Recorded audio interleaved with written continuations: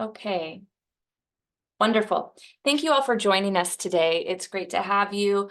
We're enjoying some wonderful spring weather after a pretty cold weekend here in Davis. So once again, thank you for coming to the May seminar series for the Western Center for Ag Health and Safety. Next slide. I'm going to go over a few housekeeping items. Some of this was discussed, but I'm going to repeat it one more time. As just a reminder, we are recording this seminar, which means that it will be available to you on YouTube, both in English and in Spanish in a few days. All participants are being muted.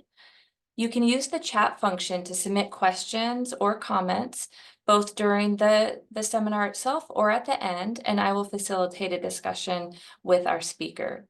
And then Spanish interpretation is available. And so as Tanya mentioned, you can choose either English or Spanish from the interpretation language selection below.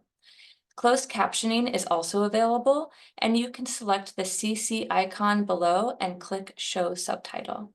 Next slide. For those of you who are new to our seminar series, welcome. At UC Davis, the Western Center for Agricultural Health and Safety, we have a mission to improve the health and safety of agricultural workers in the West through innovative research, interactive trainings, and tailored outreach. And one way that we do this is by sharing research, new research findings and evidence, and outreach techniques through seminars like this, so that we can share great work with the community and growers and policymakers across the region. Next slide. And so I'm really happy to introduce our speaker today, Dr. Eddie Kasner. He's the outreach director for one of our partner ag centers up in Washington.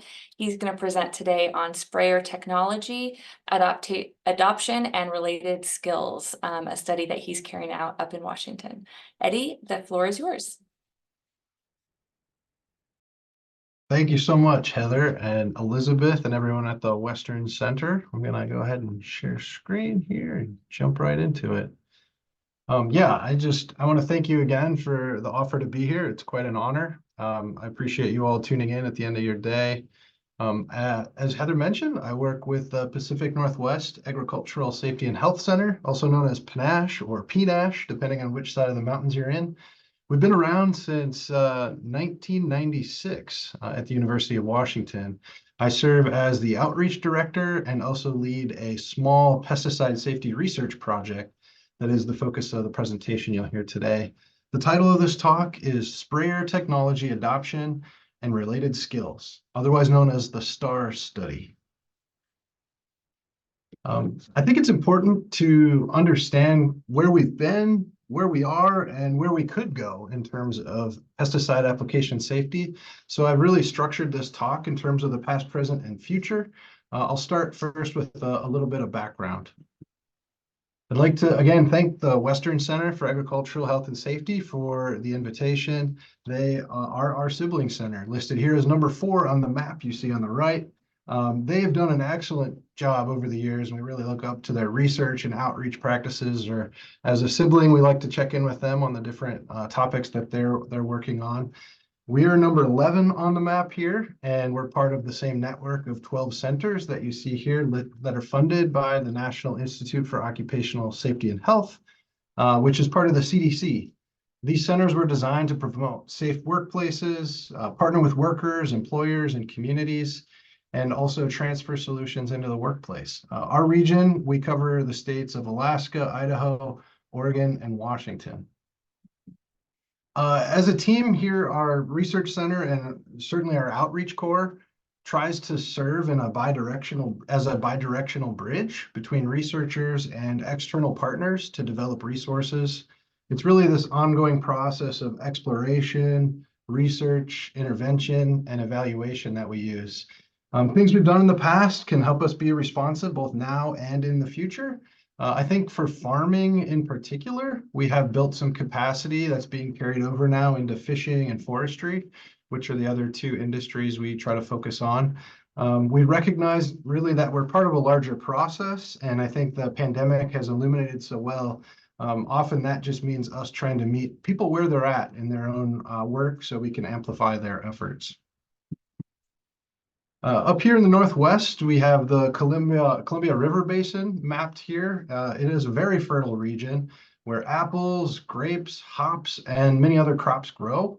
In fact, the city you see here highlighted in red, Wenatchee, circled here, they are the self-proclaimed apple capital of the world. And by our estimates, we know that pesticides certainly play an important role in protecting the food supply. And although this is an undercount, we know that it's reported there are 100 cases of acute pesticide illnesses per 100,000 workers. And in this region alone, we know there are about 100,000 workers who focus on tree fruit, grapes, and berries. And of course, that varies throughout the season, depending on what's happening for the growing season.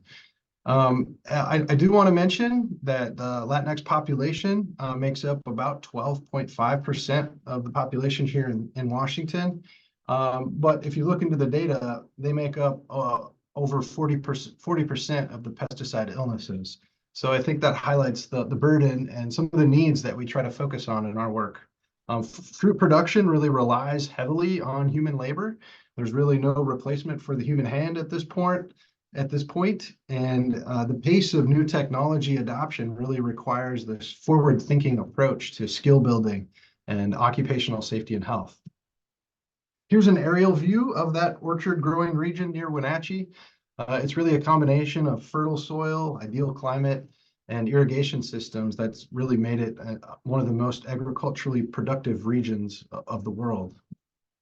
There are many pesticide exposure pathways, as I'm sure you're very well familiar with, but these can really be broadly defined as occupational, environmental, or dietary. Today, I'll really focus on occupational pathways that exist here in the Northwest.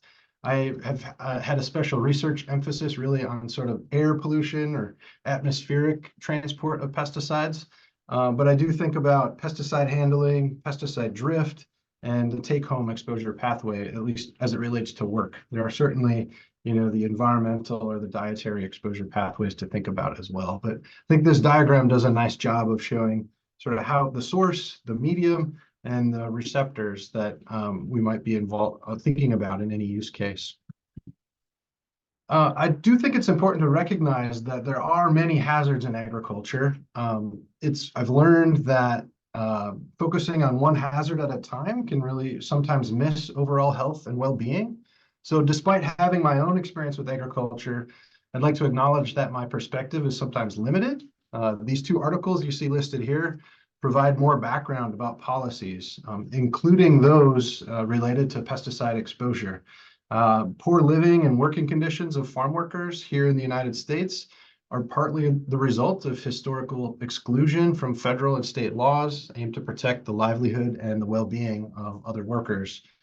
So this exclusion, I think, is commonly referred to as agricultural exceptionalism. And the reason I bring this up is because I think it's critical we learn from these lessons as more technology is adopted into agricultural systems, and to remember to center the workers in this.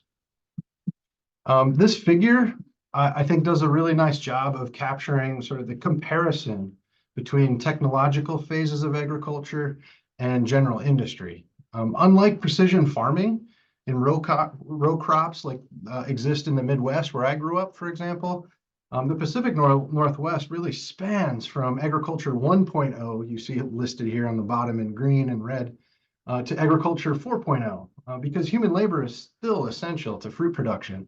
So in many ways, agriculture throughout the Northwest is really going through a massive change, but still hanging on to sort of that mechanization phase that we see in the 1950s and 1960s. This is what the farm tech landscape looked like to a grower in 2020.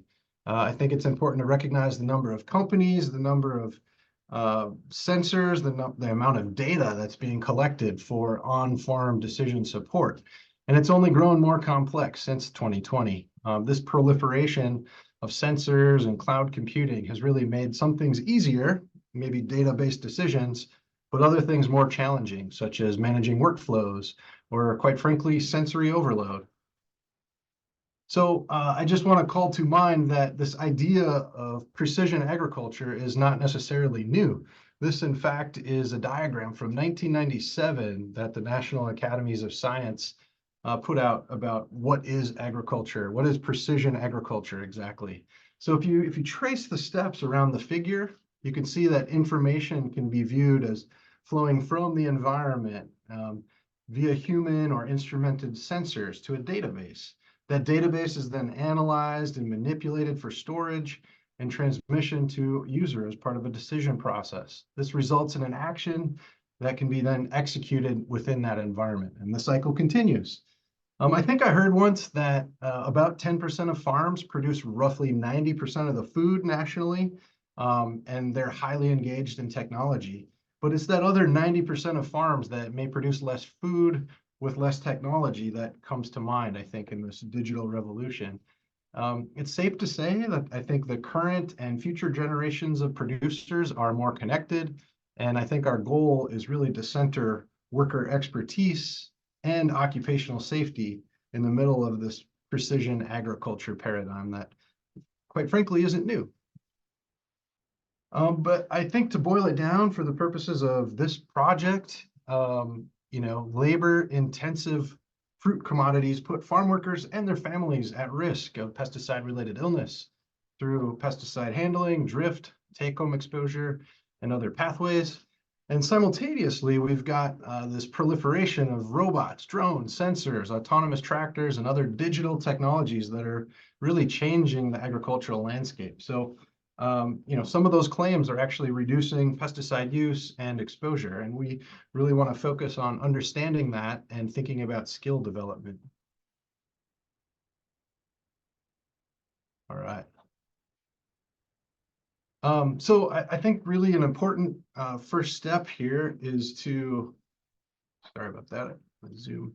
There we go.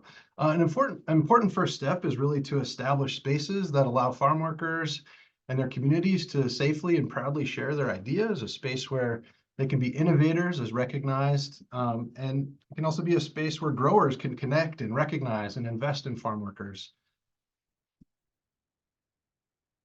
So, as I mentioned, I'm going to kind of try to revisit where we've been, where we are, and where we could go in terms of pesticide application safety. And I really want to emphasize kind of where we are and where we will go. But we'll take a little trip down history lane here.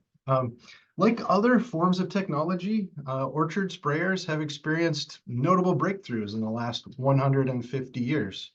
Before the 1880s, most pesticides, in fact, were applied by dipping straw brooms into a bucket of liquid, and then quite literally flicking those droplets up into trees or other crops. Then came along in the 1880s this pump action called Whitman's fountain pump.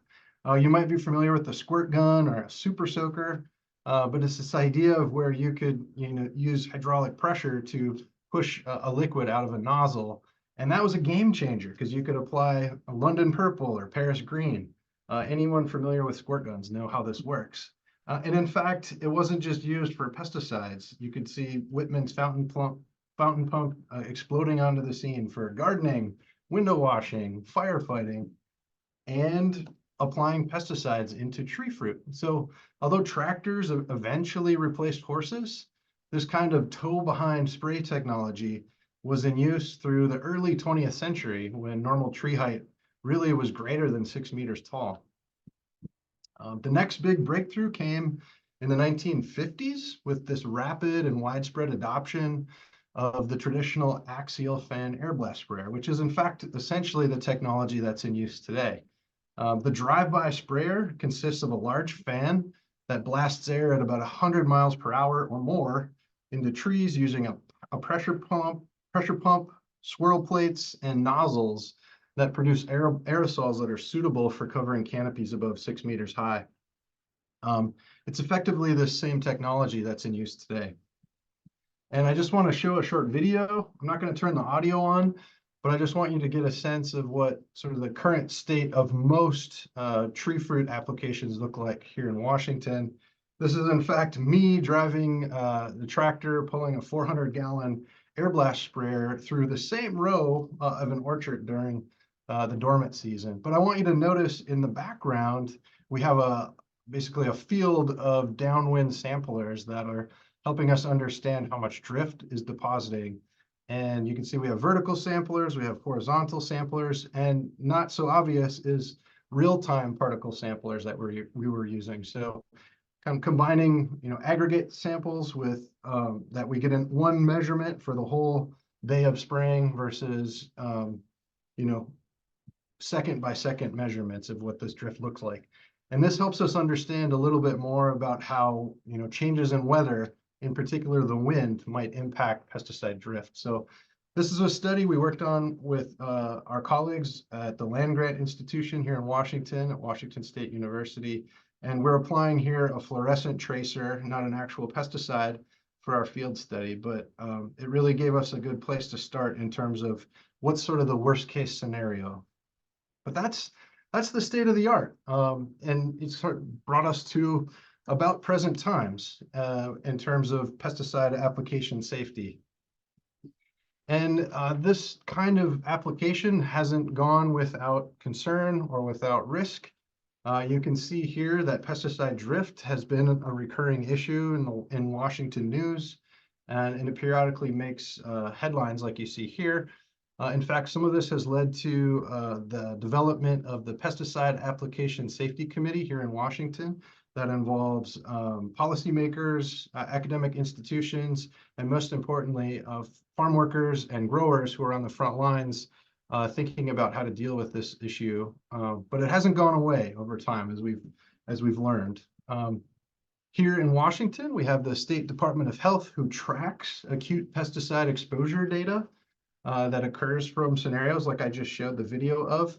Although, acute pesticide illness overall has seemed to drop every year since 2019, insecticides remain the #1 cause of acute pesticide illness, and drift is in fact the most common cause of pesticide exposure. So it's a big issue here, and I think a lot of people are thinking about how to create resources to reduce the risk for that kind of exposure. I just want to define exactly what pesticide drift is. It is often divided into two categories, which we call primary drift and secondary drift. Primary drift, which you see here, is the off-target movement of a spray during or shortly after an application. This is what we call spray drift, and it's really regulatory in nature. We really think about application method, meteorology, canopy, droplet size, and human activity as key determinants of primary drift. And that's, principally what we're looking at today. But I do want to highlight that there is a second kind of drift, and that's secondary drift. It's often occurring after the time of application and usually not regulated directly. So when pesticide drift is reported, whether it's primary or secondary, often one of the first questions that comes up is, what about the wind? What was it doing? So this is essentially what our projects have investigated over the years, and how to go from this idea of measuring the wind conditions when you start spraying and then maybe spraying for several hours without being able to monitor the wind very directly while you're on the tractor, to getting to a place where we can get real-time feedback to make decisions. So who's impacted by pesticide drift? I think it's fair to say that workers on another farm make up a majority of those kinds of cases. You can envision neighboring farms where, one orchard, for example, has workers out doing an activity. Well, the neighboring orchard, they haven't talked about who's where, and they might be spraying pesticides, and you can see workers on another farm being drifted upon. But we have workers on the same farm, other bystanders, or nearby residents. We often refer to this as the residential proximity exposure pathway. But yeah, our project was able to utilize some of these data sources and to understand sort of what epidemiologic data exists at the Department of Health. So we looked at 15 years of data and 252 drift events that involved nearly 700 confirmed cases that were collected either by poison centers or workers' compensation claims or healthcare providers. But the Department of Health investigators collect hundreds of variables per case, including location, and reported time of exposure. But in fact, they weren't able to track much about the weather information. So we were able to work with our colleagues at the Department of Agriculture to get a subset of application records, paper-based application records, where we could see what the reported location, the start time and stop time, and what the wind speed and wind direction was according to the applicator, usually at the start of the spray. And then the third data source that really, I think, helped us move into this precision agriculture space was to think about a weather station network we have here in Washington. It's called AgWeatherNet. And at the time, there were nearly 200 stations. Now there are 400 stations or so. And these involve different levels of different tiers of the kinds of sensors that are out there. But I think this allowed us to sort of have a local calibrated weather station that will help us understand sort of what a handheld anemometer might look like versus a higher end weather station to understand what changes in wind speed in particular looked like on the ground. So we were able to perform an analysis, the first of its kind, where we first looked at how many events of pesticide drift occurred. Those are the reddish pink bars you see here. And then within those events, how many people, how many confirmed cases there were. So you can think of one drift event involving many workers, and that's why the blue bars are taller than the red bars. But I'm pointing out here that over that 15-year period, drift events and drift cases really haven't increased or decreased necessarily, maybe increased if anything. So we're really trying to work as a state to understand what's going on. If we look by crop, it's principally tree fruit and events that involve, 2 or more people. There are some events, of course, where it's only one person who is drifted on, but you can see a majority is a case where, drift is happening and more than one person being exposed.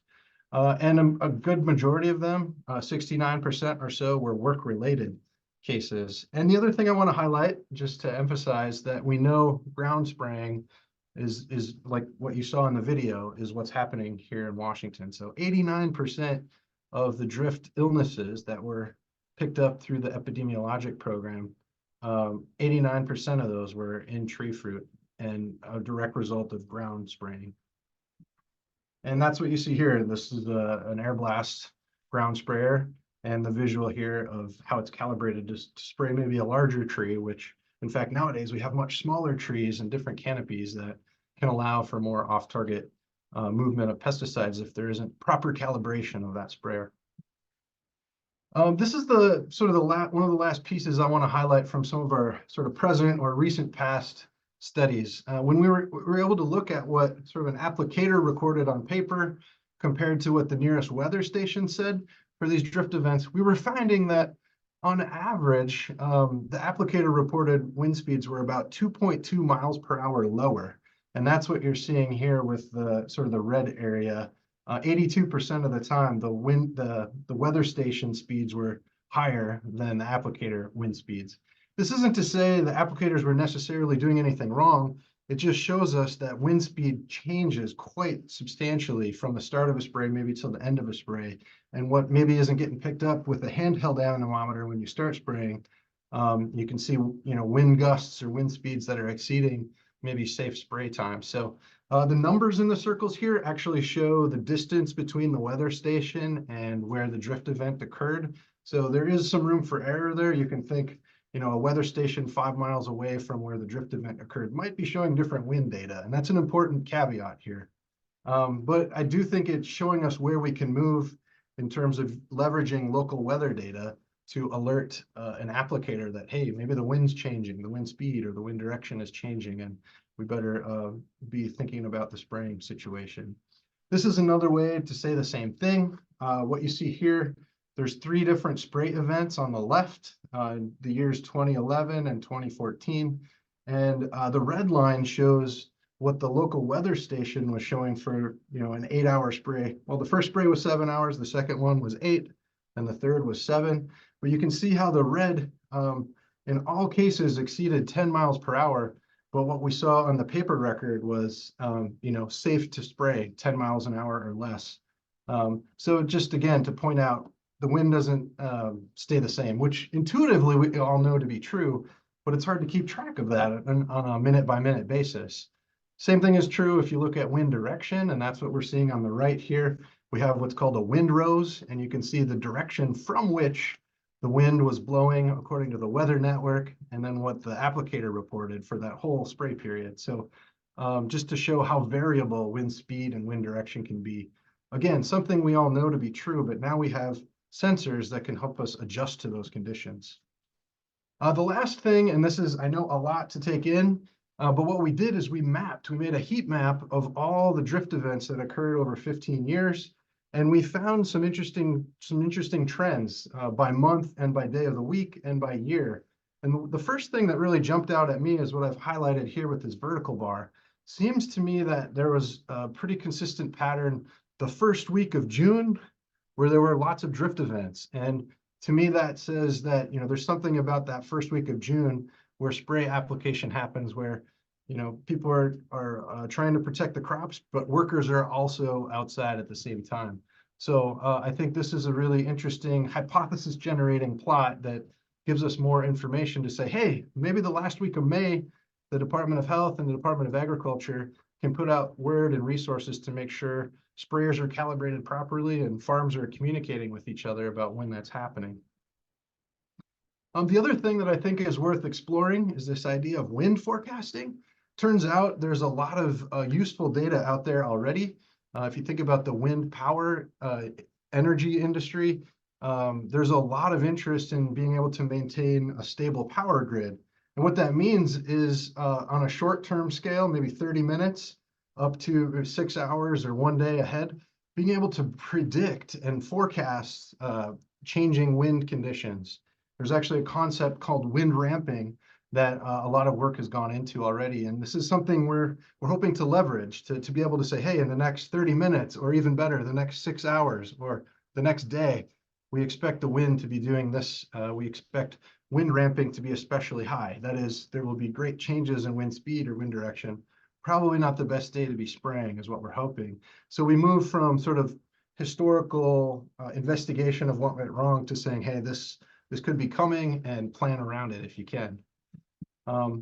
Something that helps us with this is the idea of real-time drift monitoring. We've been able to publish some work around using sensors like this that can count particles in the air, not a chemical analysis, but an optical analysis of aerosols. And we've already demonstrated that some of the newer sprayers have a much lower drift potential than sort of these more traditional sprayers. And what you're seeing here is the top image is that traditional sprayer that's been around since the 1950s. And the middle and the bottom sprayer here, those are called tower sprayers, and they spray more horizontally than vertically. And we've been able to demonstrate that, the distance downwind deposits of particle mass concentration has definitely been lower. So that's an encouraging sign that newer technologies seem to be reducing drift. So that's, a combination of the recent past and the present. And now for the rest of the time, I'd really like to reflect on the future, what's possible for this stuff. I think it's fair to say there are a lot of interesting and potentially useful technologies out there. If you talk to a grower, you talk to a worker, they're all aware of sort of this proliferation of new technology. And I think a lot of folks are watching and keeping an eye on that. And that's really what this STAR study is about. This is our team here in Washington working on this. We're actually in the process of having a survey that's being completed in Washington and in Oregon by growers, managers, decision makers, we're calling them, by workers who are applicators of pesticides, handlers of pesticides, and then workers who are non-handlers, but agricultural workers nonetheless, asking them all about what their current sprayer technology is, what their sort of plans are over the next 5 years, and most importantly, what skill sets do they think are important to operate these safely. But our project aims are really in these early years to understand what the current adoption is of these emerging sprayers. We're focusing specifically on fruit growers and asking them about potential impacts on occupational safety and health.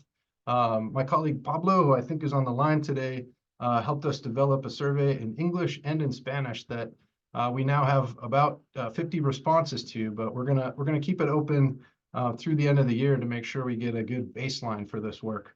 But in the out years, the next few years, we're gonna go out to some of these field stations that our land grant colleagues have out in Prosser, Washington, to do develop a database of source and receptor terms for emerging engineering controls for understanding how to minimize pesticide exposure.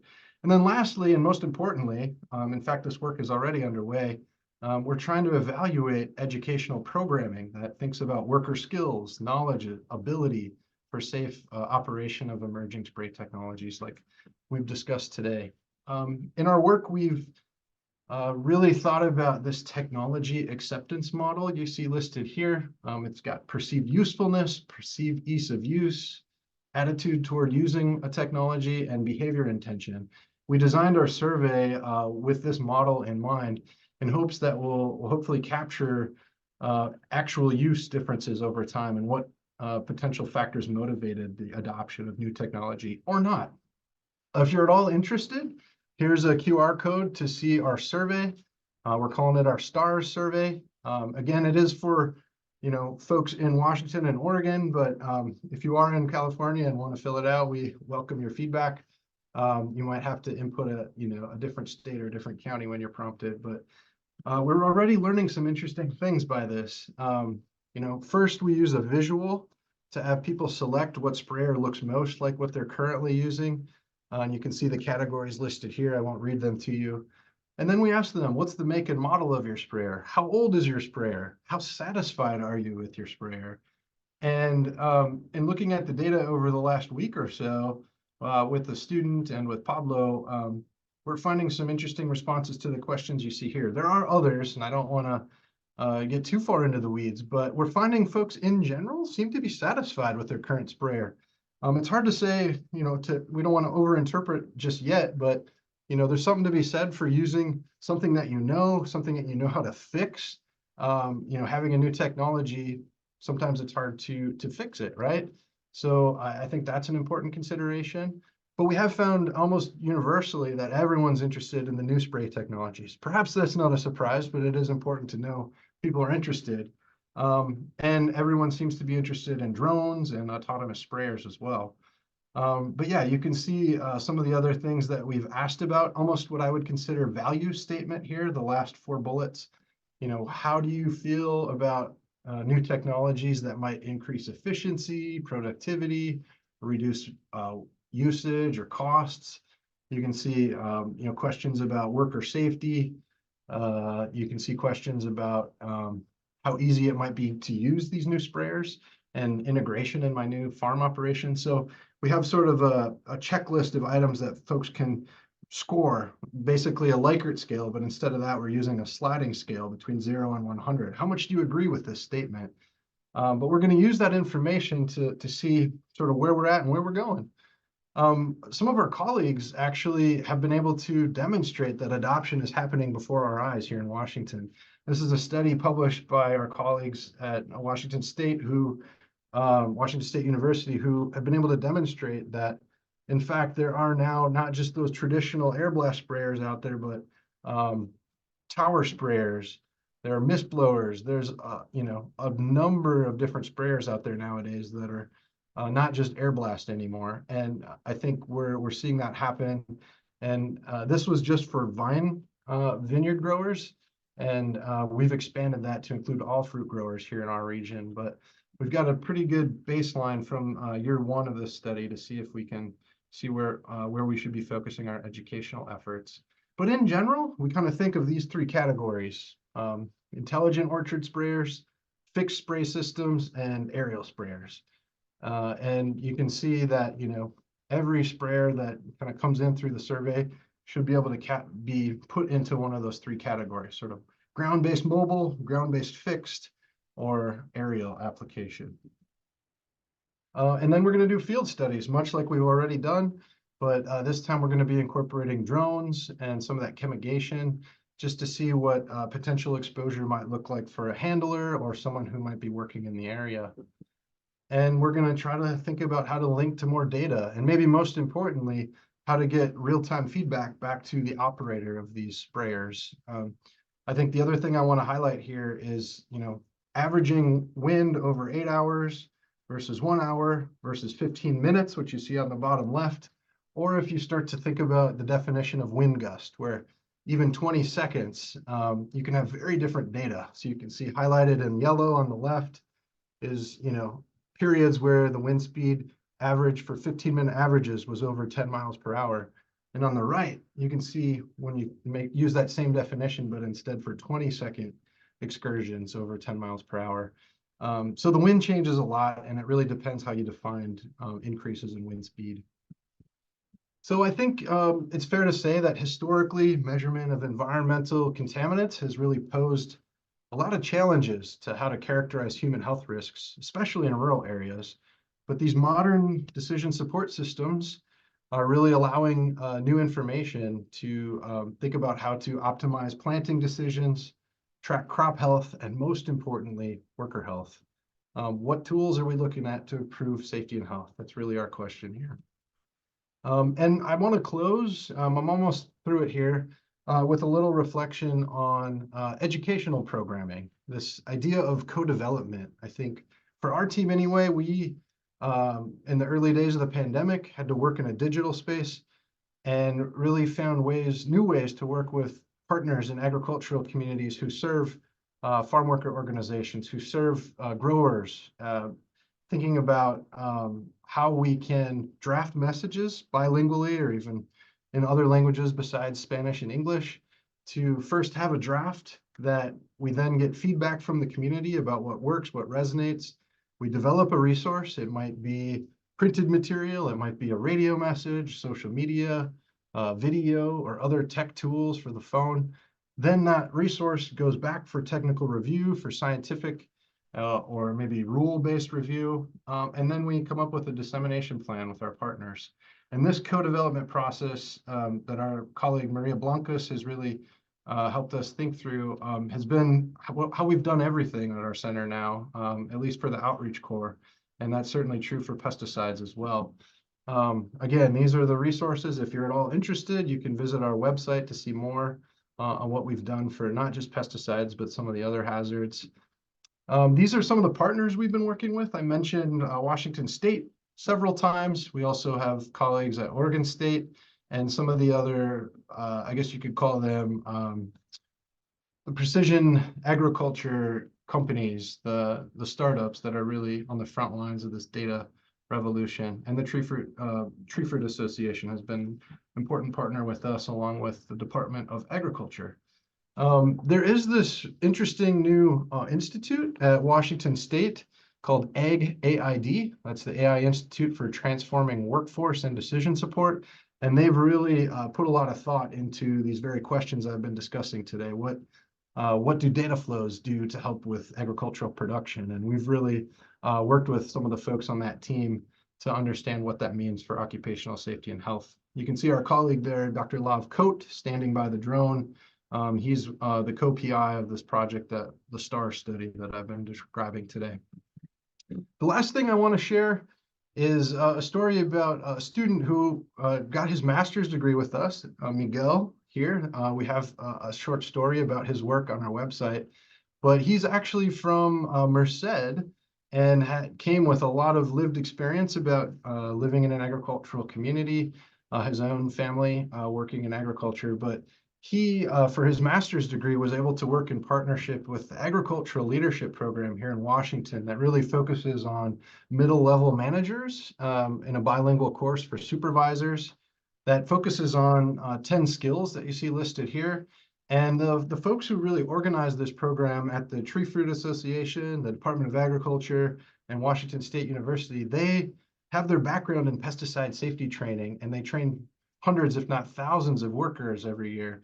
So I think the natural progression here is to include modules around some of what we're finding about skills that might be wanted or needed for operating these new spray technologies safely. So that's the direction we're going in. I invite you to check out some of our other resources that we've developed, some listed here.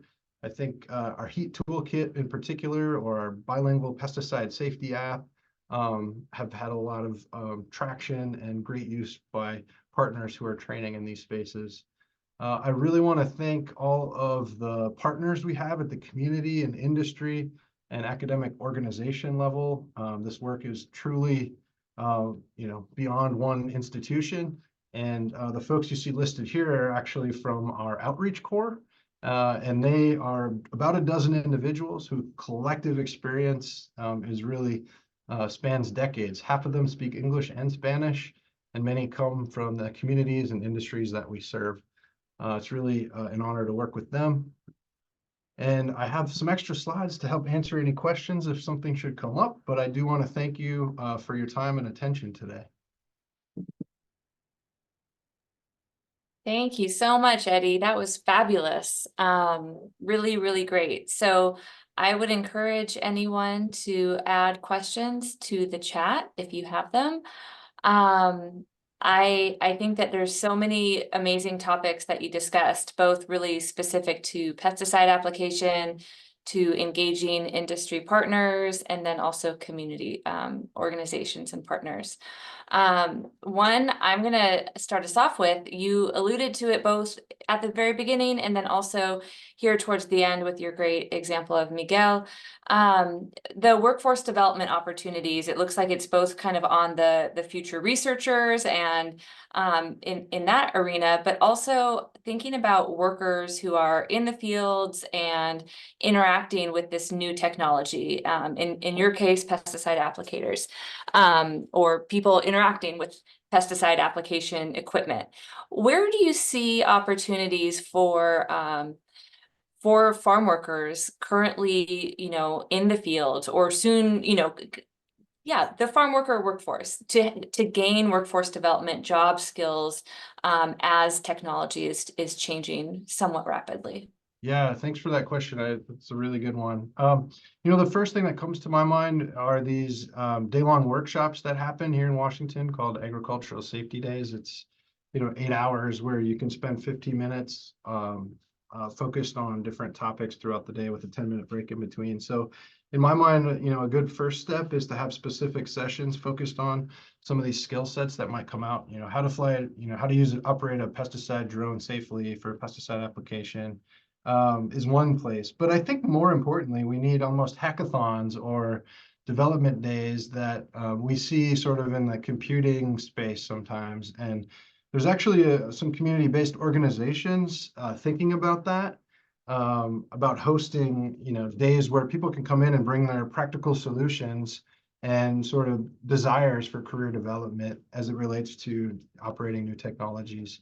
My colleague Pablo just put in the chat another important thing as well. Community colleges in Central Washington and in Oregon, I think, are doing a really great job of training the next generation, starting in the high schools, really about, what is agricultural work? And then the next question is, what does it mean to do that safely? I think starting with the next generation is a really effective way, but the folks who are out there already, using these special training days and also inviting them to workshops and timing that works for them, I think would be really effective. Awesome, thanks. As you can probably see, we just got a question in from Farzaneh, one of our center investigators, asking whether or not there are any studies related to worker exposure to UAV pesticide applicators. So, and UAV is the ATV like drivers, right? I'm Unmanned blanking on the aerial name. vehicle, I think is Yeah. what they're unpersoned aerial vehicle. Oh, okay. Yeah, Thank you. drones. Drone. Thank you, But yeah, Farzaneh. I think that to me, I think it's okay to say I've reviewed a paper recently that was doing just that. It wasn't actual, well, I guess it was measuring handler exposure while they were preparing UAV, which is something we proposed to do in AIM-2, but there's so much work that needs to be done in that space, I think, just because it's such a new spray technology. But yeah, I know of one that I've reviewed, but I don't believe it's published. But there may be others out there. I need to do a check. It's been a few months, honestly. It's kind of like AI. I think things are moving fast. They are. And then a follow-up from Farzaneh, and we've seen this quite a bit in ag tech down here in California. There's a lot of advancement in weeders using laser technology. What's your impression of those, and has that have been adopted at all up in Washington? Yeah, I think it's fantastic as part of an integrated pest management solution.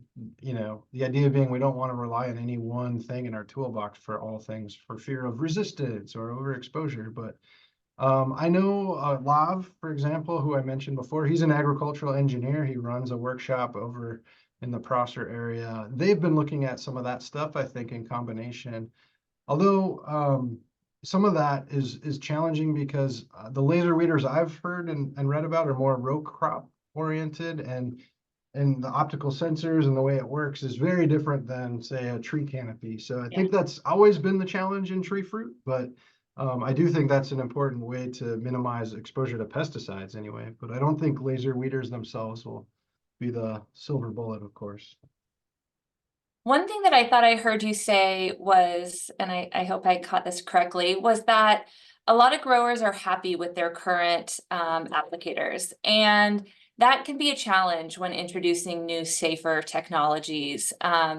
So are you looking for the potential to make modifications to existing applicators? And if so, how are you thinking about the need for the safety adjustments that will have to come into place, and the hacks that can happen that undo those safety modifications? Oh gosh, great. Yeah. I mean, I really admire the work that the extension folks do in our region, because I think what I hear is this phrase, every drop to the crop. That's the goal, no matter what sprayer you're using. And if you know how to use your old sprayer well, you're going far to minimize drift, knowing the conditions you're spraying and calibrating it, most importantly, to how you're spraying it. But I think the other thing that this board, the Pesticide Application Safety Committee that the legislature developed here in Washington, they have been exploring this idea of a rebate program that would allow folks to trade in their old sprayers, cash for clunkers. I think there was a famous sort of automobile trade-in program a while back. But this idea that, if you're ready to try a new sprayer, you can trade in your old one for a reduced cost. I think there's a lot to that. But to prevent hacks, yeah, I do think there's always going to be the case of, are people using the new stuff properly? And that's going to be a risk, I guess, we take with the new technologies. I don't have a good answer for that. Okay, another question from Dr. Corsandi. Have you had any experience with cannabis farms and chemical applications? Myself, not directly, although our current cycle, we have a project focus on cannabis workers. It's more about dust control and ventilation. But it turns out the PI of that project, Dr. Chris Simpson, also has a background in pesticide biomonitoring. So we have talked a little bit about, what does pesticide exposure look like in cannabis farms? I think the challenge being indoor versus outdoor grows, they're so different. But I think the latest, I've heard in cannabis farms and pesticides for outdoor grows here, it doesn't really involve pesticide spray technology, but there's been legacy DDT in the soil, and that's caused some issues with sales of cannabis. So there's been a lot of questions about risk assessment of legacy DDT still around in the environment. But with respect to sprayers and cannabis, I haven't seen any work in our region on that. Great, thank you. So you've talked about engaging community partners in general as part of the outreach program's approach, and you've talked about it in relation to this project as well. Have you started that phase with community organizations and others who interact with workers? You've talked some about how you're engaging with the growers and applicators, but how have communities and farm workers been receptive or not to the project itself?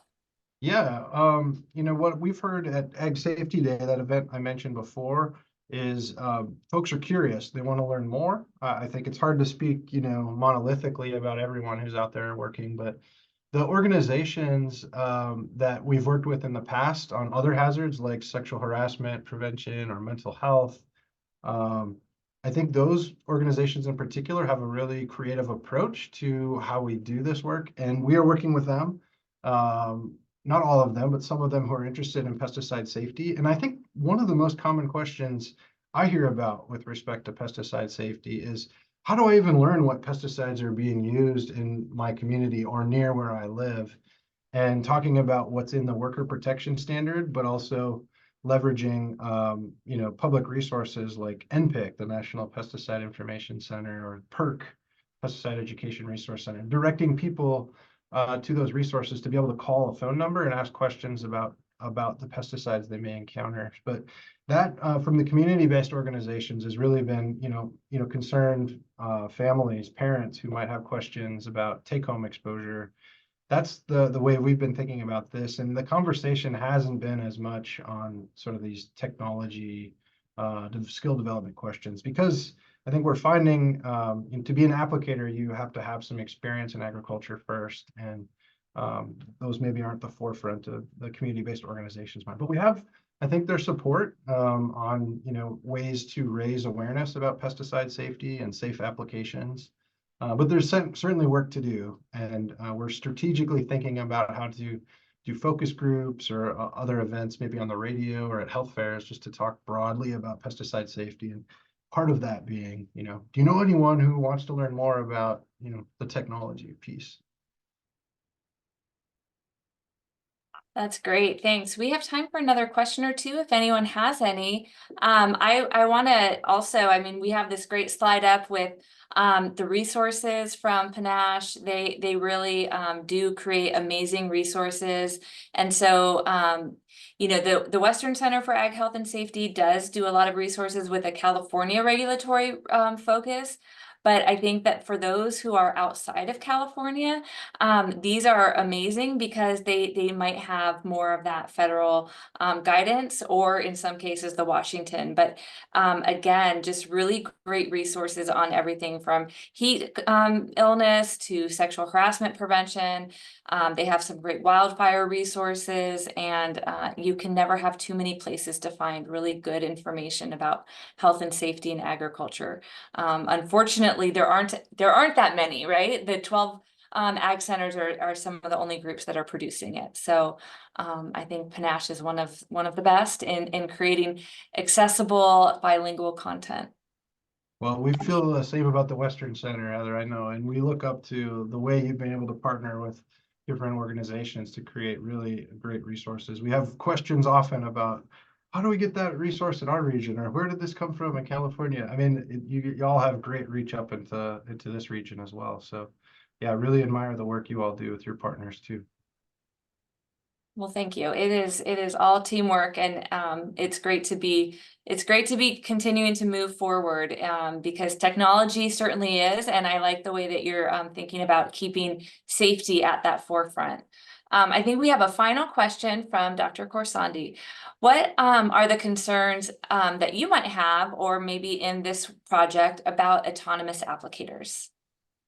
Yeah, that's a question. I mean, I know we have one. I think it's called the Gus sprayer. Actually, I believe it's in your area as well, maybe in Almonds. But yeah, the automated sprayer. I haven't seen it myself in person.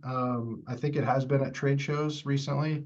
But my concern, honestly, I think about the benefits first. I know there's concerns about autonomous, sort of the hazards that might exist with big machines moving around people. Hopefully no one's nearby, but one thing I think that's a benefit of autonomous applicators, if I could start there, is this idea of real-time feedback, say changing wind, or if you're a person, once you start, it's hard to stop. Like once you got that tank loaded for the day and you start spraying, there's this intuition or the sense that you just got to get the work done. Otherwise, that tank is going to sit there overnight, or you're not going to have a good application. Whereas an autonomous sprayer could be programmed to stop spraying when wind ramping might occur, wind speed or wind direction changes. But concerns, I mean, to me, I think it's analogous in some ways to other autonomous vehicles, cars on the road, or larger tractors. You're thinking about, computers getting hacked, for example. But yeah, it's a good question. I don't have a good answer for autonomous applicators. Got it. Thank you. Well, I think we're going to be facing that question more often, right? And so having people think through the pros and the cons, and all of the the benefits and then how we can avoid some of the downfalls and prevent safety hazards is going to be really essential. I want to thank everybody for coming today. We really appreciate you being here.